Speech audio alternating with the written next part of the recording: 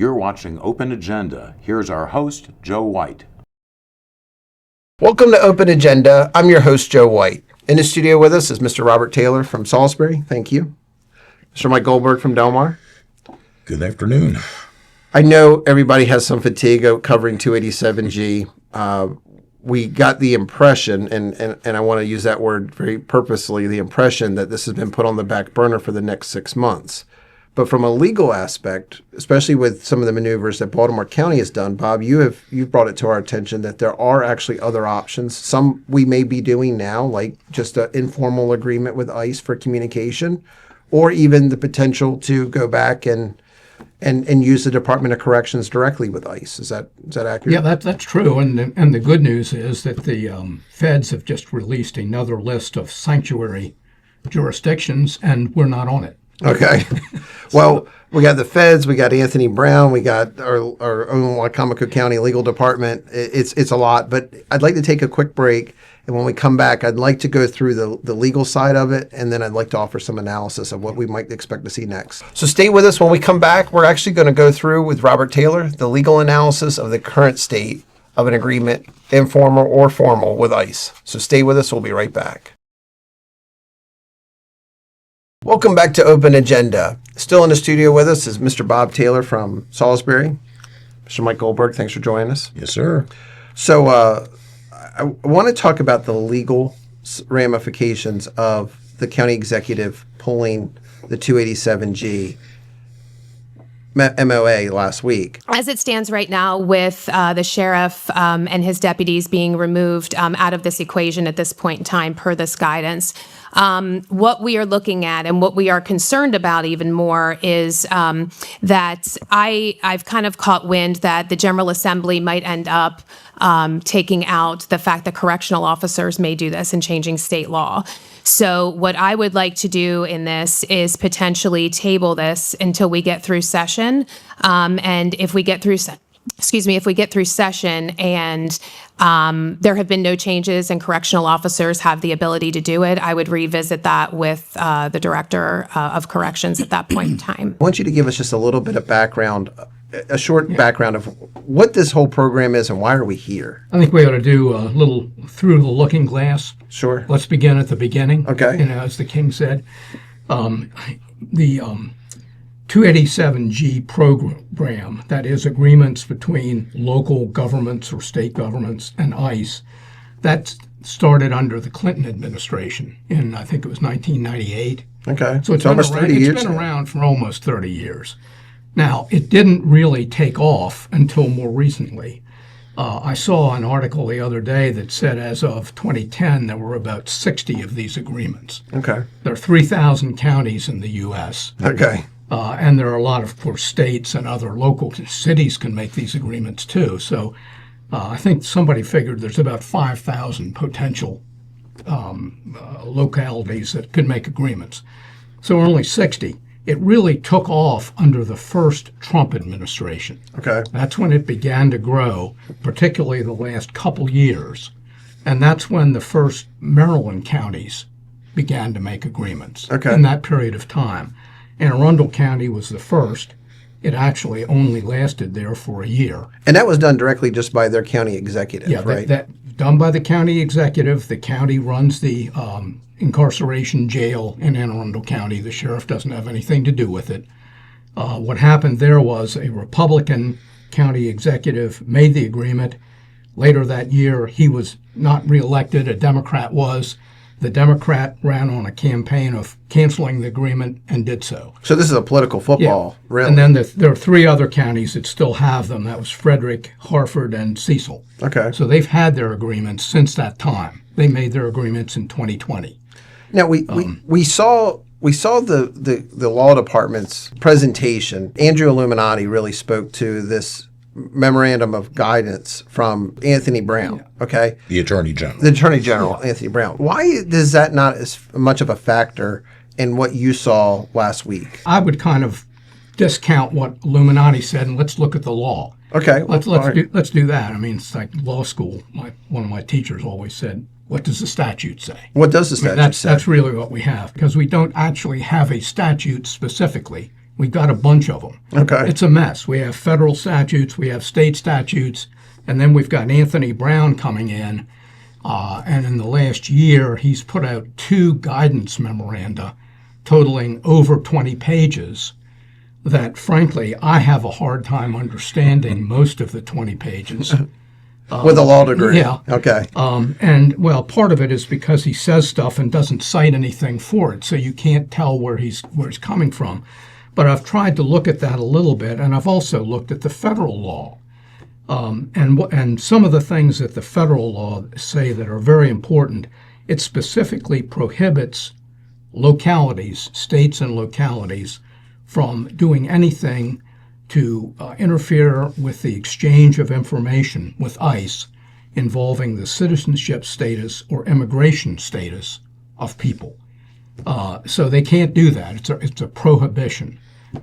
It also says that in addition to these standard 287G agreements, there are 3 model forms that ICE has, that you don't have to have an agreement with ICE to share, to participate, and cooperate, I think is the word in the statute, with ICE regarding immigration law. So you're saying we don't have to have an MOA to... You don't have to have an MOA. You don't even have to have a written agreement. Baltimore County has just made, I'm going to call them special agreements. Okay. In other words, it's not one of the 3 standard forms. Okay. It's something that they've negotiated with ICE separately.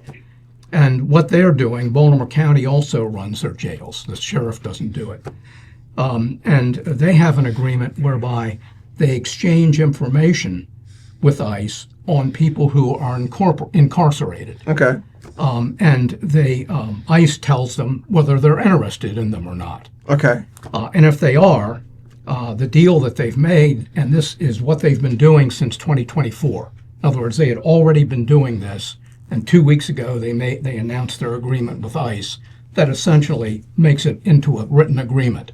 Okay. But informally, they had been doing it already. And they didn't vote on this as a county council. This was done directly by their county executive there. By the executive branch. The agreement was actually signed by the people who run the incarceration, the jail. Okay. It was approved by the county attorney. He signed off on it for legal sufficiency. And what that says is that if there's a ICE warrant, if there's a warrant that's been signed by a judge and ICE indicates they're interested in that person, then they are supposed to give 48 hours notice before he or she is released. Okay. Not afterwards. I want to make this clear because we've been talking 48 hours for afterwards for it, holding them over. Does that mean that they have to have been convicted of a crime or just arrested for It suspicion? means they have to have a warrant from a judge under the federal immigration laws. Okay. Now, that's 48 hours notice. Okay. So that would be ample time for ICE to send somebody to the incarceration facility, the jail, and when they're released, to just take them into custody. Yeah. So there's no county holding them over. And one advantage, like Baltimore County would have, is they're relatively close to the Baltimore ICE office. Not as close as we are. But Salisbury is even closer. Yeah, Our right. ICE office is Yeah, around the corner right. from the I mean, detention facility. The ICE office in Baltimore's downtown. I mean, Yeah. it's probably 10 miles from Towson. Yeah. But it'll be more adequately staffed than we are locally. Not to say that we're inadequately staffed locally. But- Yeah, but- I but- have a but- feeling there are a few more people in the Baltimore County jail that's- than there are here. Yeah. But anyway, getting back to it, if the person only has an ICE detainer, now that's different. ICE can issue detainers if they have probable cause to suspect someone of a violation that would be subject them to being deported. Is that covered in this Baltimore County That's agreement? also covered. Now they have to give 4 hours notice for that Okay. because they're not at the same level of seriousness. Okay. But again, that gives them plenty of time to get from downtown Baltimore to Towson. So this agreement, I think, is probably what we should move to. I'm not sure, from what I've been hearing at the county council meetings, that we're not already doing something like this. Because if you'll remember, about a month ago, when they had a meeting and they interviewed somebody from ICE, was on the Peter Mercurio. Nothing actually changes for what you are currently doing. The detention center already honors our detainers. Therefore, nothing changes. But somebody asked him, well, what difference will this make if we do or don't do it? And he said, well, it won't make much difference. Yes. And the last council meeting, Ms. Julie Giordano said, well, we've released some people, and ICE just hasn't been able to get there to pick them up, which indicates to me that they're giving ICE notice, just like Baltimore County was doing. Well, okay, so I want to dive into that a little bit. Do you believe that that's the case, that we have actually released people that should have been detained? I don't know. Maybe not. But what my point is in bringing that up is that we must be telling them, or she wouldn't have said it. If we did make this MOA with ICE, the one paragraph in there that was added back in June to our potential agreement was about us being responsible as county taxpayers to transport the detainees to Baltimore if necessary. Yeah, this doesn't have that. The Baltimore County agreement doesn't have that. But if we had signed that one, and as the county executive stated, if folks were released because ICE couldn't come get them, wouldn't we have been responsible for transporting them had we assigned the MOA? Well, I think it's if ICE wanted us to do it. Yeah, I mean, I don't think it was automatic. I think it was an option. But if we had to, would it have made it budget neutral? I mean, wouldn't there have been a cost? There have been a cost, yeah. Well, so at the very least, she misspoke on that because she was very adamant that this was a budget neutral proposition. Well, speaking about misspeaking, I mean, it's a little bit like the song, the old song, you know, first you say will, then you won't. First you say will do, then you don't. I mean, here's her announcement from back in September. Wicomico County, this is her headline, or her office's headline, Wicomico County announces intent to move forward with ICE warrant service officer model. That's the model where somebody would come in and serve the warrants in the jail, other than the people at the jail. And it was intended at that time that the sheriff would do it. And here she is saying, County Executive Julie Giordano expressed their support for this initiative, citing the importance to law enforcement and community protection. Public safety is our top responsibility, said County Executive Julie Giordano. They will work closely with ICE to implement training and procedures. And then a few days later, like me, Congressman Harris figured that, hey, it's a done deal. Congressman Harris praises Wicomico County's new partnership with ICE. So if she believes so wholeheartedly back at that point that for public safety we should have this agreement, and she has the ability, like Baltimore County and even Anne Arundel County, to make her own agreement, why hasn't she done it? Well, I mean, I think to me, if I were the county council, I would say, look, we have to have a work session and get everything on the table. What exactly have we been doing? What are we doing? And if we are doing something, why shouldn't we just continue doing it, or should we stop it? In other words, let's have a discussion about that. And I'm not trying to push it one way or another. I'm pretty much neutral on this. You've said that several times in public comments, that you're not making an opinion about which way we should go. You're trying to show the legal possibilities that we could go. I think everybody needs to know. There are a lot of people who we know at these hearings we've been having, or the county council meetings, who are opposed to doing anything with ICE. Exactly. And then there are people on the other side, and I think it's probably the silent majority, to use that old term, that probably feel like to some extent we should be working with ICE. To some extent. But we may already be working with ICE. If you listen to Peter Mercurio from the ICE office, nothing's going to change with the MOA. But whatever we're doing, let's let everybody know what we're doing. Yeah. Now, she's given the, almost call it an excuse, that, well, we really don't want to do anything now. She's withdrawn the request for the county council to take a position on the basis that next spring in the General Assembly session, they may pass some ordinance prohibiting any agreements with ICE. Now, I've already explained that under the federal law, you can't stop the communications. I mean, there's a federal law that says that we can have communications with ICE, and a state or local government can't contradict that. So that would be a violation of the federal law. It would be preempted, in effect. Mm-hmm. So to me, we need to get all this out there and find out what the heck's going on.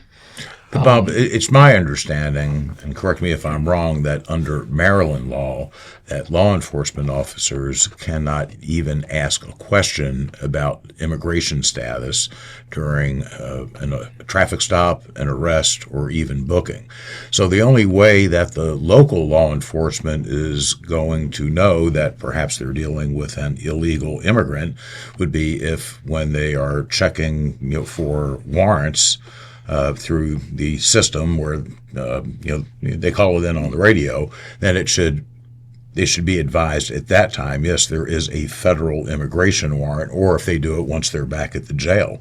But again, it's my understanding that the state law prohibits asking a detainee that question.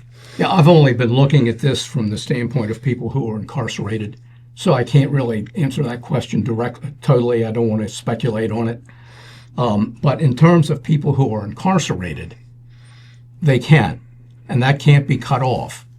So, I don't know whether the federal prohibition would extend to the circumstances you've mentioned or not. I just don't know.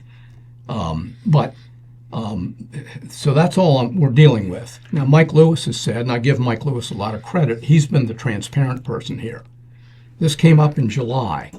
The rumor was out there that the sheriff's office on the street, not in the jail now, but on the street, that they're working with ICE.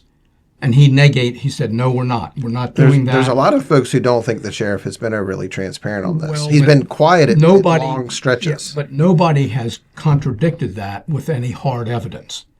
In other words, nobody has said, oh, I know that somebody was stopped down on Jones Mill Road and the sheriff did this and that and the other. So there's been no contradiction of that. Yeah, but sometimes a lack of communication is the lack of transparency. I mean, the last interviews that were done with the sheriff prior to the November work session was in July, really.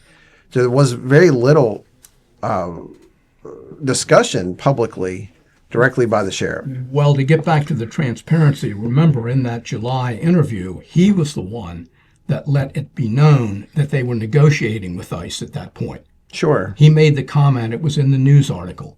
So that came out about because of what he said, not anything that the county executive said. In that news article, didn't he state that illegal immigrants were not the criminal element that were affecting Wicomico County? Oh, I think he's made comments to that effect, but I'm trying to focus on the law here and what has actually happened. But couldn't you see that's why it upset so many folks, lay people out in the public, when there's some information, there's contradictory information, and then there's long stretches of silence, especially by the county executive?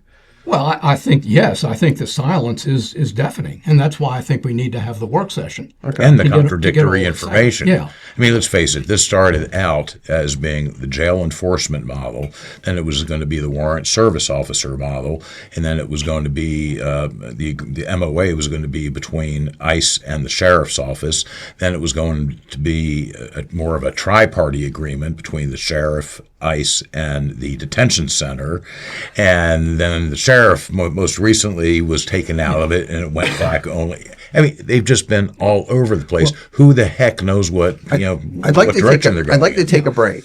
And when we come back, I'd like to discuss more of that presentation that we saw the law department give and what holes you may have seen in it or what other questions you would have coming out of it in a future work session. Can we stay with us when we come back? We're going to talk about what has transpired and where Bob Taylor thinks that this is probably going to go. Welcome back to Open Agenda. Thanks for sticking around, Mr. Bob Taylor. Mike Goldberg, thank you. Still here. So, okay, I'm not a lawyer. I've been attending the county council meetings. I've seen the protest. I've seen the public comments. I did see our county law department give a presentation that pointed some of the changes that were made to Anthony Brown and his memorandum of guidance.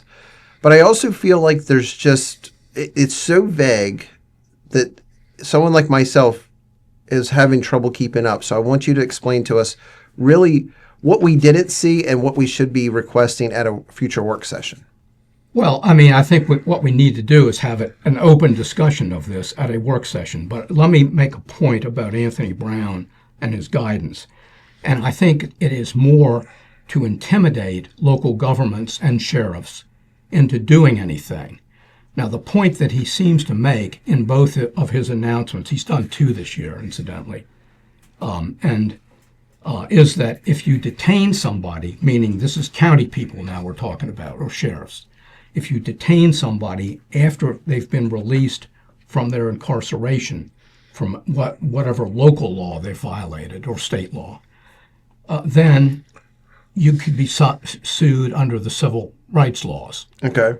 So essentially trying to throw a blanket on having them to do anything that way. Okay. Now, the beauty to me of what Baltimore County has done, it gets around that. Sure. Because there's no county detention involved in it at all. The other thing it gets around is the people who do it in the detention center or the jail are not law enforcement officers under the state law that defines or tries to prohibit what state law enforcement officers can do, because it expressly exempts correction officer people. Yeah. So Baltimore County, I think, has threaded the needle Okay. the way you'd want to thread it.